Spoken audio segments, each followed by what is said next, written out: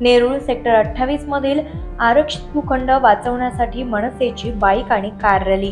नवी मुंबईतील नेरूळ सेक्टर 28 या ठिकाणी उद्यान, मैदान, पोलीस ठाणे, ज्येष्ठ नागरिक, दिव्यांग केंद्र यासाठी आरक्षित असलेले भूखंड सिडकोनं गामी बिल्डरच्या घशात घालण्याचा घाट घातला असल्याचा आरोप मनसेकडून गेल्या काही दिवसांपासून करण्यात येत आहे। काही दिवसांपूर्वी मनसेनं याविरुद्ध एक दिवसीय धरणे आंदोलन केलं, नंतर पालिका आयुक्तांना पत्र दिलं।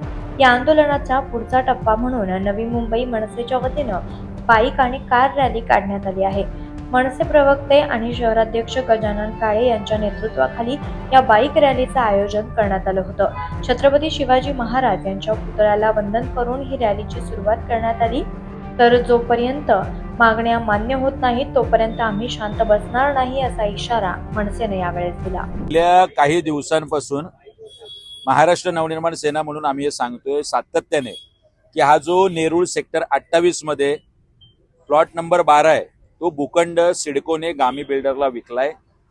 हा भूखंड मुळात जो विकास आराखडा मंजूर केलेला आहे महापालिकेचा राज्य सरकारनेच होता, त्यानंतर या भूखंडाच्या विक्रीचं सिडकोला तसे कुठले अधिकार राहत नाही, पण 1500 कोटी रुपये मिळत आहेत तर आपल्या सिडकोच्या तिजोरीत आणि पर्यायाने अधिकारी आणि नेत्यांच्या तिजोरीत का जाऊ नये, यामागे हा शुद्ध हेतू लपलाय की काय अशी शंका घ्यायला जागा आहे। या संदर्भात एक ठिय्या आंदोलन आम्ही केलं होतं।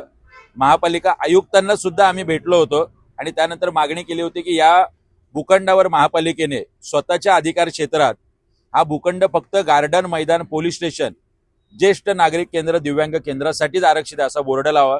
अद्याप तो बोर्ड लागलेला नाही। आम्ही महापालिका आयुक्त आणि अधिकाऱ्यांसाठी जर बोर्ड लावायला पैसे नसतील तर पुढच्या काही 2-4 दिवसात चिल्लर जमा करून ती आयुक्तांना भेट देणार आहोत। आज एक इशारा रॅली आम्ही नेरूळ पूर्व पश्चिम मधून काढली, जेणेकरून लोकांमध्ये या भूखंडाच्या आरक्षण हटवून भूखंड विकल्याची एक जनजागृती व्हावी।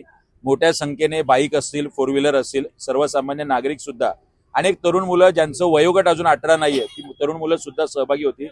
कुठल्याही परिस्थितीत बिल्डरला, सिडकोला हा प्लॉट आम्ही जाऊ देणार नाही हा संकल्प करून ही इशारा रॅली आज संपलेली असली तरी पुढच्या काही दिवसात या भूखंडाच्या संदर्भात सन्माननीय राजसाहेबांना भेटून त्यांनी स्वतः सुद्धा मुख्यमंत्र्यांशी बोलावं अशी मागणी आम्ही करणार आहोत। नाही, मुळात आता अधिकार क्षेत्र महापालिकेकडे आहे। महापालिकेने हा पत्रव्यवहार करायला पाहिजे की याचा लिलाव रद्द करा। सिडको असेल किंवा महापालिकेचे आयुक्त सगळे दोघे मला वाटतं नागपूरच्या अधिवेशनात गुंग आहेत, त्यामुळे पुढच्या काही 2-3 दिवसात आम्ही जशी आयुक्तांची भेट घेतली तसे सिडको एमडीची सुद्धा भेट घेऊन ही मागणी करणार आहोत। आंदोलन आता शांततेने चालू आहे, मग ते रॅली असेल, ठिय्या आंदोलन असेल, सिडको एमडींच्या कॅबिनच्या बाहेर जाऊन आम्ही धुमाकूळ घालावा अशी वेळ आमच्यावरती आणू नये एवढीच विनंती।